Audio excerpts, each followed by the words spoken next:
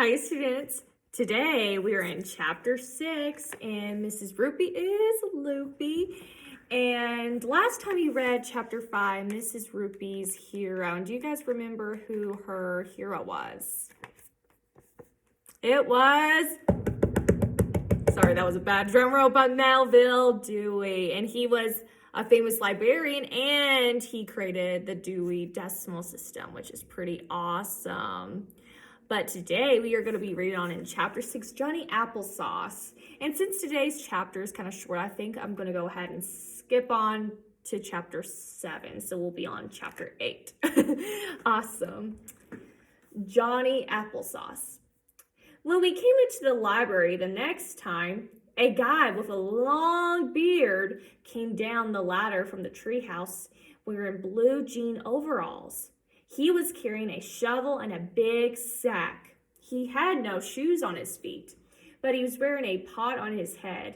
He looked funny, and he looked a lot like Mrs. Roopy to me. Now do you think this guy is Mrs. Roopy? Or she just has a lot of friends. We'll have to read on to find out. Mrs. Roopy, why are you wearing a pot on your head? I asked. Roopy, the guy said in a funny voice.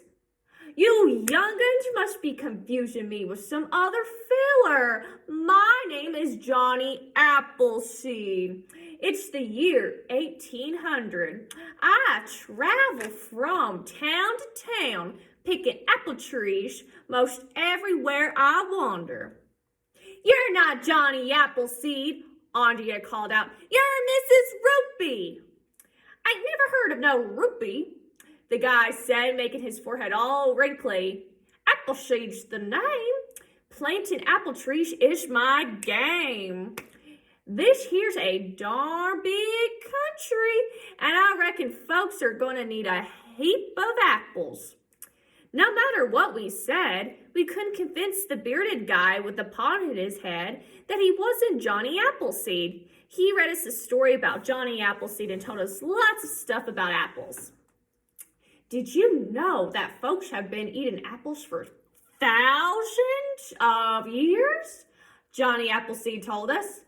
They should chew faster, I said, and everybody laughed. Then Johnny Appleseed took us outside and helped us plant a real apple tree near the playground. Before we went back into school, we had apples for a snack. Ooh, who likes apples? Ooh, I love apples with peanut butter. I can understand why he planted all those apple trees. I can understand why he was dressed funny. But what I don't understand is why he wore a pot on his head. That Johnny Applesauce guy was weird. When we got back to class, I told Miss Daisy all about what happened during library period.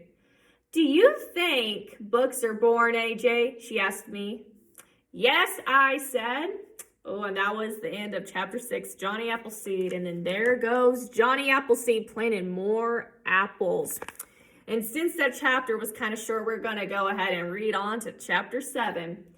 One small step for man. Now take a moment to think, what do you think this next chapter is going to be? Do you think we're going to meet a new guest? We'll have to read on to find out. By this time, we weren't sure if Johnny Appleseed and George Washington had been to our school, or if it was just Mrs. Roopy dressed up in funny costumes. But we were sure of one thing. Mrs. Roopy is Loopy. And do you remember what the word loopy means? It's similar to crazy or silly, kind of like Miss Daisy is crazy. We have to have proof, Michael said.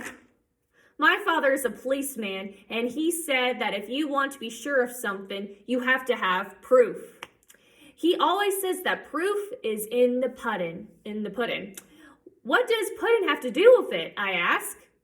Beats me, said Michael. Your dad is strange, I said. How are we going to prove that Mrs. Roopy is dressing up in funny costumes? Ryan asked.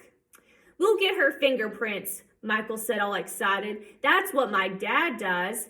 Everybody in the whole world has different fingerprints. If we get Johnny Appleseed's fingerprints, then we can get Mrs. Roopy fingerprints. I can have my dad test them. If they are the same fingerprints, then that will be proof that Mrs. Roopy was just pretending to be Johnny Appleseed. Me and Ryan agreed that Michael is a genius. The next time we had library, we brought a juice box with us so we can get Mrs. Roopy's fingerprints. Ooh, they're very sneaky. But when we came into the library, all the lights were out and the shades were down. It was really dark. At first, we thought the library was closed. Then we heard a noise. It came from top of the treehouse. We all looked up. Ooh, what do you guys think's there? Ooh, shout it out. Okay, the suspense is dragging on. I'm going to read on. Somebody was coming down the ladder. Whoever it was had on a spacesuit and was moving in slow motion. Some music began playing over the loudspeaker. The Eagle has landed, the astronaut said. Finally, the astronaut reached the bottom row of the ladder. It was hard to see the face through the space helmet. It's got to be Mrs. Roopy, Andrea said. I'm not Mrs. Roopy, the astronaut said. My name is Neil Armstrong. It's 1969. I'm seeing that's the photo of the spacesuit. Do you guys think it's Mrs. Roopy? I don't know. She has a lot of friends in high places. Let's see. My name is Neil Armstrong. It is 1969. I am about to become the first human to set foot on the moon. Slowly, Neil Armstrong put one foot on the floor of the library.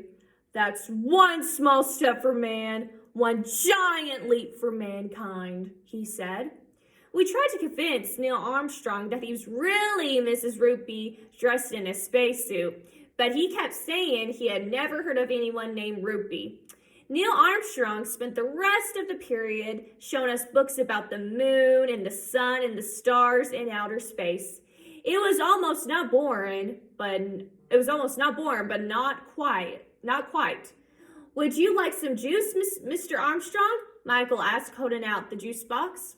No, thank you, Neil Armstrong said. I've got to be getting back to Earth now, and I believe you have to go back to Miss Daisy's class.